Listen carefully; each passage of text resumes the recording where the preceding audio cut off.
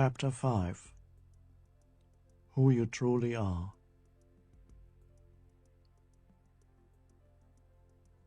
The now is inseparable from who you are at the deepest level.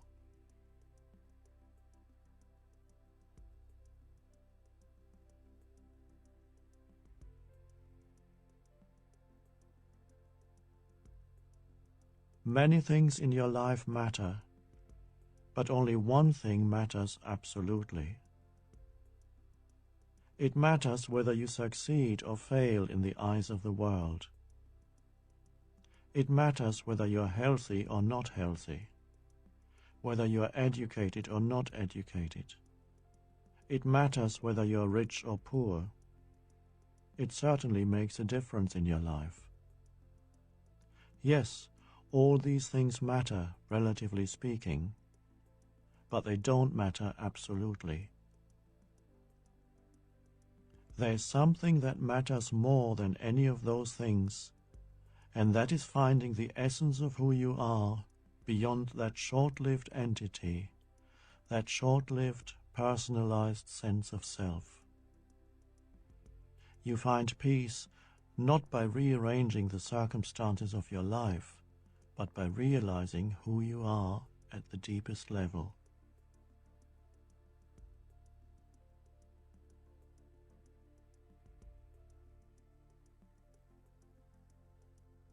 Reincarnation doesn't help you if in your next incarnation you still don't know who you are.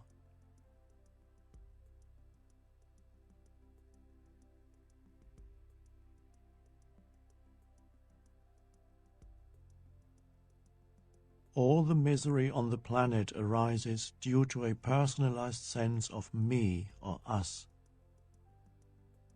That covers up the essence of who you are. When you are unaware of that inner essence, in the end you always create misery. It's as simple as that.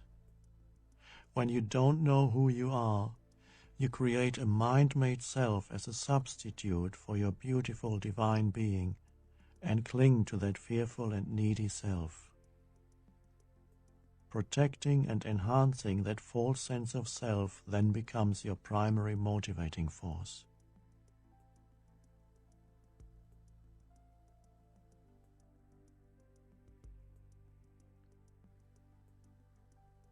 Many expressions that are in common usage, and sometimes the structure of language itself, reveal the fact that people don't know who they are.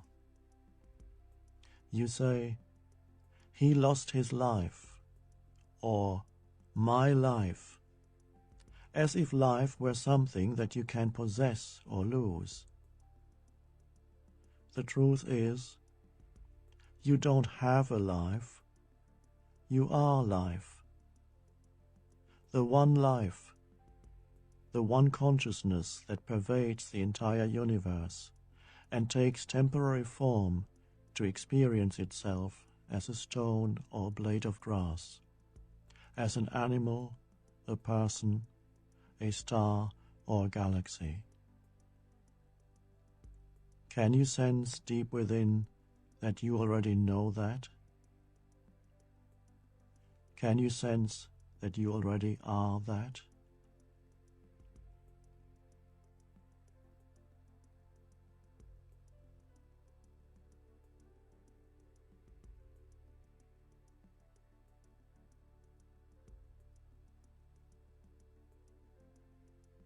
For most things in life, you need time.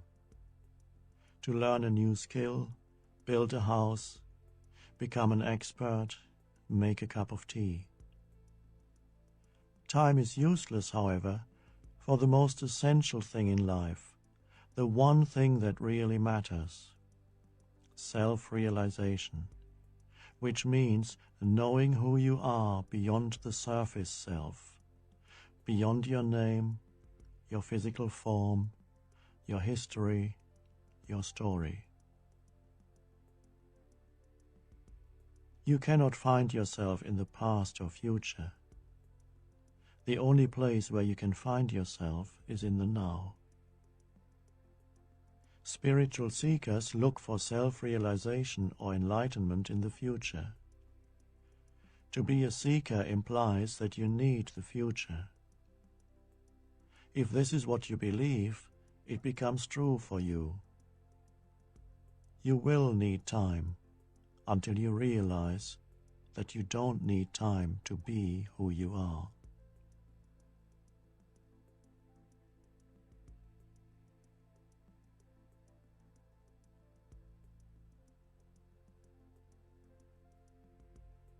When you look at a tree, you are aware of the tree.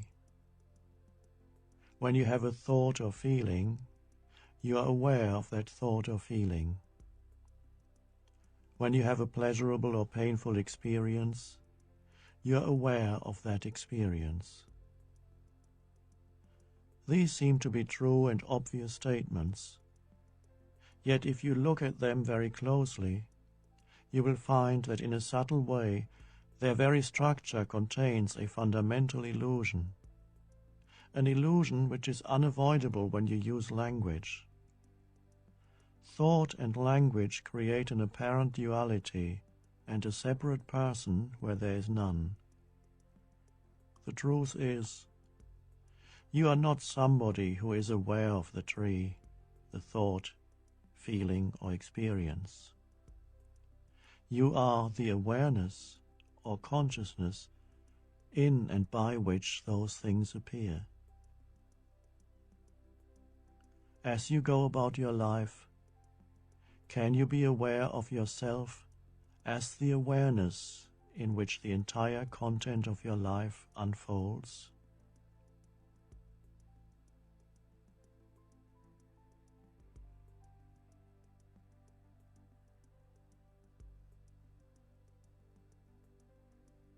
You say, I want to know myself. You are the I. You are the knowing. You are the consciousness through which everything is known. And that cannot know itself. It is itself. There is nothing to know beyond that, and yet all knowing arises out of it.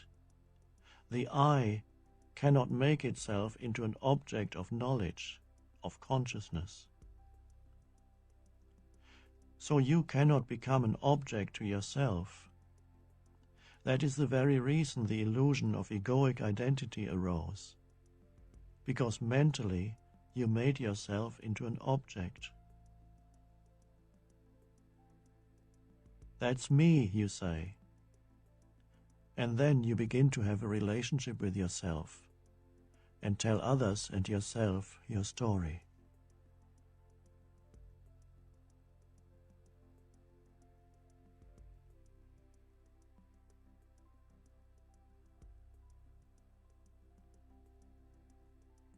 By knowing yourself as the awareness in which phenomenal existence happens, you become free of dependency on phenomena and free of self-seeking in situations, places, and conditions. In other words, what happens or doesn't happen is not that important anymore.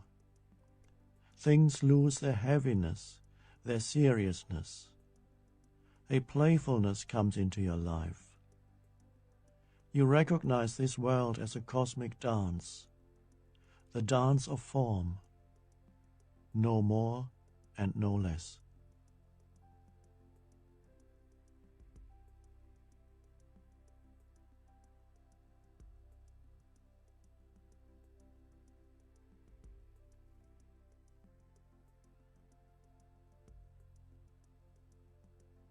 When you know who you truly are, there is an abiding, alive sense of peace. You could call it joy, because that's what joy is, vibrantly alive peace. It is the joy of knowing yourself as the very life essence before life takes on form.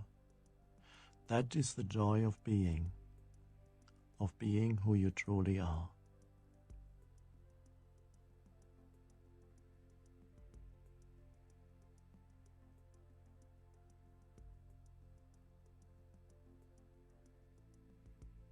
Just as water can be solid, liquid, or gaseous, consciousness can be seen to be frozen as physical matter, liquid as mind and thought, or formless as pure consciousness. Pure consciousness is life before it comes into manifestation, and that life looks at the world of form through your eyes, because consciousness is who you are. When you know yourself as that, then you recognize yourself in everything. It is a state of complete clarity of perception. You are no longer an entity with a heavy past that becomes a screen of concepts through which every experience is interpreted. When you perceive without interpretation, you can then sense what it is that is perceiving. The most we can say in language is that there is a field of alert stillness in which the perception happens. Through you, formless consciousness has become aware of itself.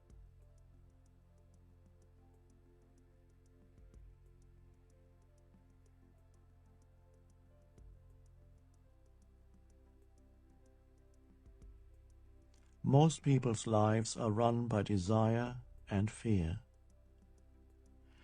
Desire is the need to add something to yourself in order to be yourself more fully. All fear is the fear of losing something and thereby become diminished and be less. These two movements obscure the fact that being cannot be given or taken away. Being in its fullness is already within you, now.